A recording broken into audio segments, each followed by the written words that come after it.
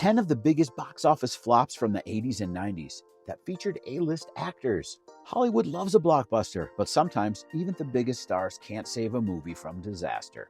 Today, we're looking at some of the biggest box office bombs of the 80s and 90s, films that had everything going for them, except an audience. Let's break down what went wrong. Number 1, Ishtar. Starting strong with Ishtar, a movie that became synonymous with box office failure. With Dustin Hoffman and Warren Beatty, two of the biggest actors of their era, you'd think this buddy comedy from the 80s would be a hit. But a bloated budget of $55 million, over $140 million in today's money, coupled with poor early reviews, well, that pretty much doomed it before it even hit theaters. It barely scraped together $14 million, making it one of the biggest financial disasters of the 80s. I remember this movie was all over the place talking about how it flopped back then. Number 2 is a flopper starring Bruce Willis, Hudson Hawk. Willis was on top of the world after Die Hard, but Hudson Hawk quickly knocked him down a peg. So close. This action comedy heist film tried to blend genres in a way that just confused people. With a $65 million budget and only $17 million in the bank, it was a certified flop. Even Willis has admitted, it just didn't work, bro. Next, The Adventures of Baron Munchausen. I really like this Terry Gilliam film. It was an ambitious, visually stunning fantasy. It starred John Neville, Uma Thurman, and Robin Williams in makeup, but chaotic production budgets, overruns, and poor marketing turned it into a disaster. The budget was almost $50 million, and the box office earnings were less than 10. It remains one of the costliest misfires of the decade. Next is Bonfire, The Vanities. Coming all the way out here. Well, I had to talk to you. I did the most stupid thing last night. Well, are we going to talk about it right now? I'm afraid we have to. Shaman, don't you want a little poontang first? First off, this has to be the worst titled film of the 80s. People were probably like, what is this even about? Well, people that didn't read the best-selling book, but those people obviously didn't come to see the movie. A stellar cast including Tom Hanks and Bruce Willis, a good director in Brian De Palma, but Hollywood stripped the story of its satire, resulting in a tone-deaf film that audiences and critics rejected. It cost $47 million to make, but only made $15 million, sinking its A-list hopes. Now for a film that, for a while in the 90s, was the go-to example when referencing a box office bomb. Cutthroat Island, a swashbuckling disaster that nearly bankrupted a studio. You planning to fight me with that little stick? No, Uncle. Bad dog.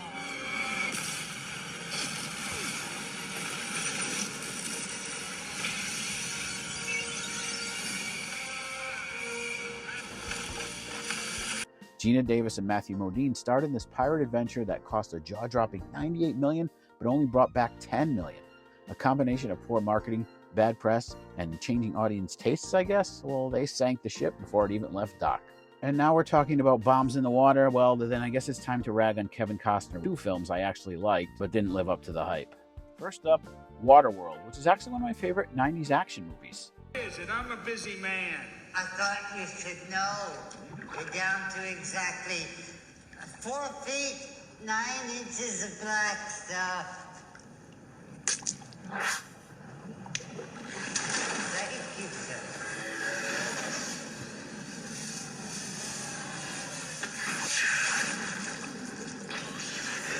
Oh, thank God.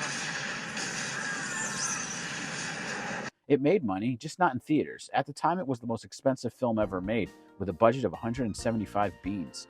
Due to its elaborate water-based sets and stuff, that budget just kept going up. So it struggled to recoup costs, making just $88 million here in the US. But home video and international sales saved it. As for theaters, though, it was a wipeout. Then comes The Postman from 1997. Costner followed up Waterworld with The Postman, another post-apocalyptic epic that failed even harder. Audiences were not interested in a 3-hour-long movie about a mailman saving the world. It only made $20 million against a budget of $80 million. Arnold Schwarzenegger was at the peak of his career when The Last Action Hero hit theaters, but this self-aware action comedy struggled to find an audience, especially since it was released just a week after Jurassic Park.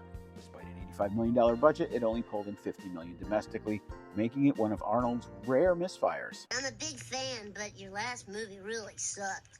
I know. There were script problems from day one.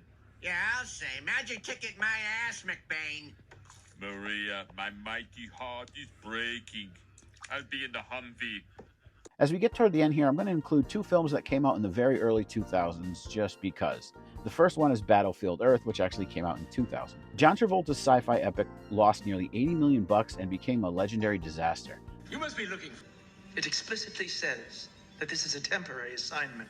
I swear this film almost single-handedly erased all the goodwill that Travolta's career experienced during the mid-90s, that post-Pulp Fiction comeback.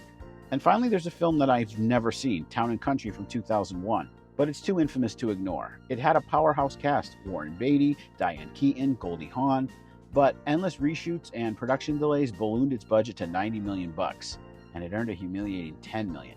Even the stars pretend that this movie does not exist. Everything okay? Ford, I would ask you a question. Right before you answer it, I want you to think about what marriage is. I mean, to me, marriage is about trust. That's all it is. And I believe an honest marriage can survive anything, but a dishonest marriage, to me, it's no marriage at all. Right. Are you having an affair? Of course.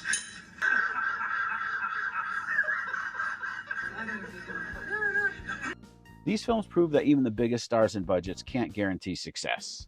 Some have found cult followings while others remain cautionary tales in Hollywood history.